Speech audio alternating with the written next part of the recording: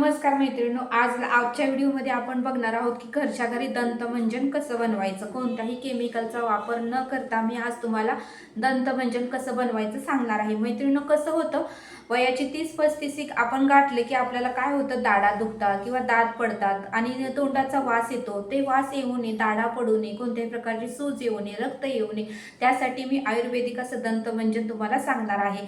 याचा जर तुम्ही संध्याकाळी रोज लावून जर झोपला तर तुमच्या दाताचे कोणतेही प्रॉब्लेम येणार नाहीत. हे तुम्हाला कोणतेही डॉक्टर सांगणार नाहीत. पूर्वीचे लोक असेच करत होती, त्यामुळे त्यांच्या दात हे आता वयस्कर होईपर्यंत टिकून राहायचे. तर आपणही असा जर उपाय केला तर आपलेही दात हे शेवटपर्यंत चांगल्या राहतील आणि छान राहतील. आणि कसं आहे मैत्रिणींनो, आपल्या आरोग्याची काळजी आपणच घेतली पाहिजे.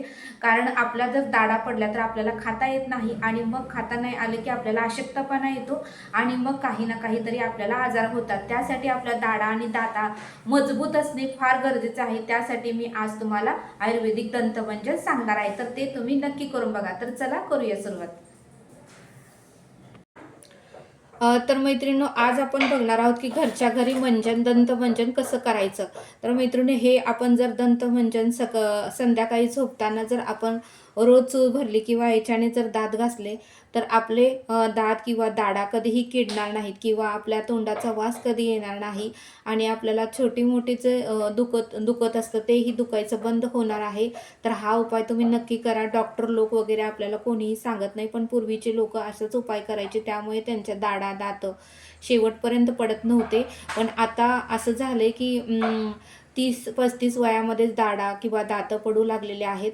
तर तुम्ही हा उपाय नक्की करा आणि संध्याकाळी झोपतानाच करा.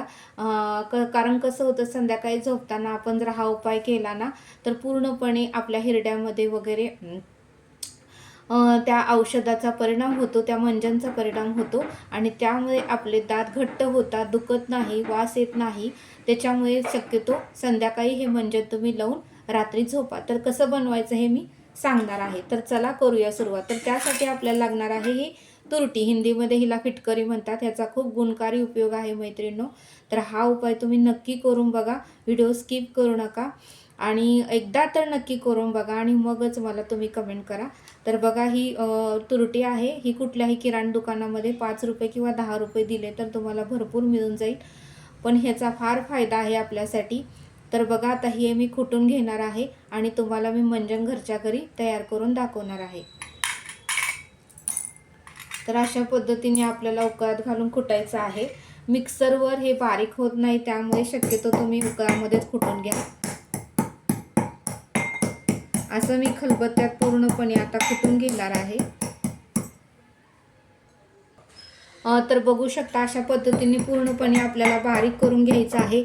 आरोग्य ही धनसंपदा आहे. आरोग्यासाठी थोडा वेळ काढा, आरोग्याची काळजी घ्या, स्वतःवर प्रेम करा. कारण आपले दात आणि दाढा चांगल्या असतील तरच पूर्ण आपल्या शरीराला पूर्णपणे पोषण मिळणार आहे, आपल्याला खाता येणार आहे म्हातारं झालं तरी.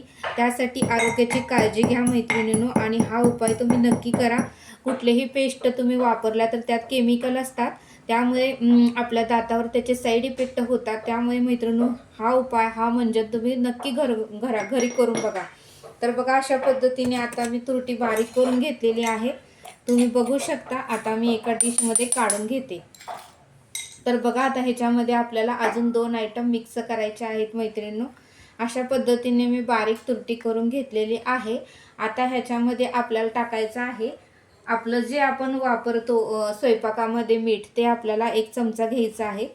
अशा पद्धतीने आपलं जे मीठ आहे स्वयंपाकाचं तेही आपल्याला घालून घ्यायचं आहे. तुम्हाला जेवढं तुमच्याकडे जास्त हवं असेल तर जास्त करू शकता. आता मी अगोदर पण केलेलं आहे, तुम्हाला दाखवण्यासाठी मी थोडं केलेलं आहे. तर बघा, अशा पद्धतीने आपल्याला हे आपलं मंजन करून घ्यायचं आहे आणि एका डब्यामध्ये घालायचं आहे. आता अजून एक आपल्याला आयटम ह्याच्यामध्ये मिक्स करायचं आहे, ते म्हणजे गुलाबी मीठ. हे गुलाबी मीठ तुम्हाला बाजारात किंवा किराणा दुकानात कुठेही मिळू शकतं. तुम्ही गुलाबी मीठ मागा, तुम्हाला ते देऊ शकतात. ह्याला काळं मीठ पण म्हणतात, पण आता हे गुलाबी कलर आहे त्यामुळे आम्ही गुलाबीच मीठ म्हणतो.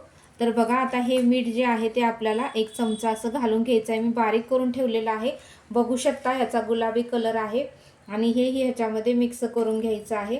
अशा पद्धतीने एकसारखं आपलं मिश्रण करायचं आहे मैत्रिणींनो. आणि बघा हे मिश्रण एकसारखं झाल्यानंतर आपल्याला रात्री ह्याच्याने दात घासायचे आहेत. आणि जर तुम्हाला ह्याच्याने दात घासू वाटत नसतील तर तुम्ही एक अर्धा ग्लास पाणी घ्या आणि त्याच्यामध्ये एवढं जरी मिश्रण टाकलं आणि 5 ते 10 मिनटं आपल्या तोंडामध्ये ठेवायचं आहे आणि चव भरून टाकून द्यायचं आहे. तर याचे खूप भरपूर फायदे आहेत. तुमचं दाढ कधीही दुखणार नाही. तर हा घरगुती उपाय तुम्ही नक्की करून बघा. मीही केलेला आहे, तुम्हालाही म्हटलं सांगावं आणि तुम्हीही करून बघा. आपल्याला कोणीही बाहेरचे डॉक्टर लोक किंवा डेंटिस्ट सांगणार नाहीत. तर हा उपाय तुम्ही नक्की करा आणि कसं वाटला हेही मला कमेंट करून सांगा. आणि व्हिडिओ आवडल्यास लाईक, शेअर आणि सबस्क्राईब करा. आणि हे तुम्ही दंतमंजन एका डबीमध्ये भरून ठेवा. ज्या ठिकाणी तुम्हाला लगेच सापडेल त्या ठिकाणी ठेवा आणि ह्याच्याने तुम्ही रोज संध्याकाळी दात घासून झोपा. तुम्ही रोज केलं तर चालेल, रोज नाही जमलं तर निदान 4 दिवसांनी तर करा. पण मला वाटते शक्यतो तुम्ही रोज केलं पाहिजे, कारण रोज जर केलं तर त्याचे भरपूर आपल्याला फायदे दिसणार आहेत. चूळ भरायचे आहे किंवा थोडीशी पावडर घेऊन दात घासायचे आहेत.